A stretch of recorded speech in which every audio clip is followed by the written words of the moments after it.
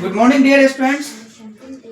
कल आप लोगों को हिंदी सब्जेक्ट पढ़ाया हुआ था और कहा गया था याद कर लेने के लिए, है ना।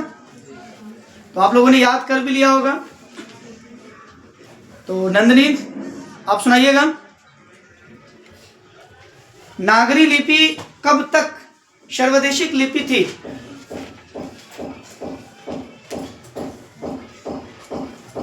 नागरिक लिपि 8वीं-9वीं सदी में सार्वजनिक लिपि थी, क्योंकि इस समय संपूर्ण देश में लगभग इस लिपि का प्रयोग हो रहा है।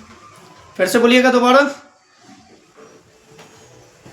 नागरिक लिपि 8वीं-9वीं सदी में सार्वजनिक लिपि थी, क्योंकि इस समय संपूर्ण देश में लगभग इस लिपि का प्रयोग हो रहा था। Very good. नागरी लिपि को देवनागरी क्यों कहते हैं? लेखक इस संबंध में क्या बताते हैं? नागरी लिपि को देवनागरी लिपि कहने के पीछे लेखक के अनुसार कई कारण हैं।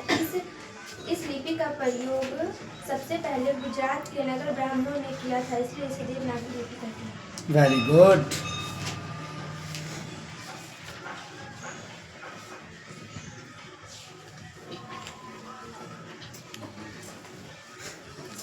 और रुखसाना आप खड़े हो जाइएगा, बोलिएगा नागरी लिपि कब तक सर्वदेशिक लिपि थी?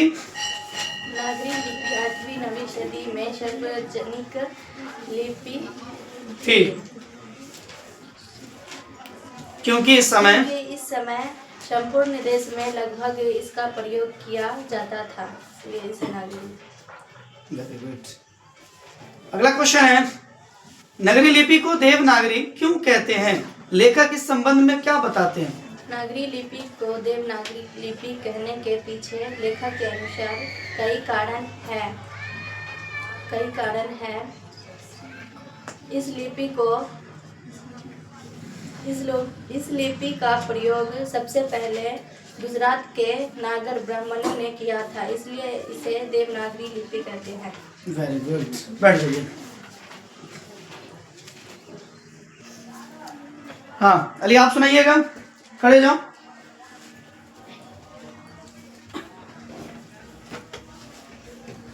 नागरी लिपि कब तक सर्वदेशिक लिपि थी? नागरी लिपि 8वीं-9वीं सदी में सार्वजनिक लिपि थी, क्योंकि इस समय संपूर्ण देश में लगभग इस लिपि का प्रयोग हो रहा था। चलिए वेरी गुड। अगला क्वेश्चन बोलिएगा, नगरी लिपि को देवनागरी क्यों कहते हैं? लेखक इस संबंध में क्या बताते हैं? नागरी लिपि को देवनागरी लिपि कहने के पीछे लेखक के अनुसार कई कारण हैं। इस लिपि का प्रयोग सबसे पहले गुजरात नगर ब्राह्मणों ने किया था, इसलिए इसे देवनागरी लिपि कहते हैं। Very good. तो आप लोगों ने बहुत अच्छा बताया। मंतशा आप सुनाइएगा, नगरीय लिपि कब तक सर्वदेशिक लिपि थी? नागरी लिपि 8वीं-9वीं सदी में सार्वजनिक लिपि थी, क्योंकि इस समय संपूर्ण देश में लगभग इस लिपि का प्रयोग हो रहा था। Very good. अगला क्वेश्चन है, नगरीय लिपि को देवनागरी क्यों कहते हैं? लेखक इस संबंध में क्या बताते हैं?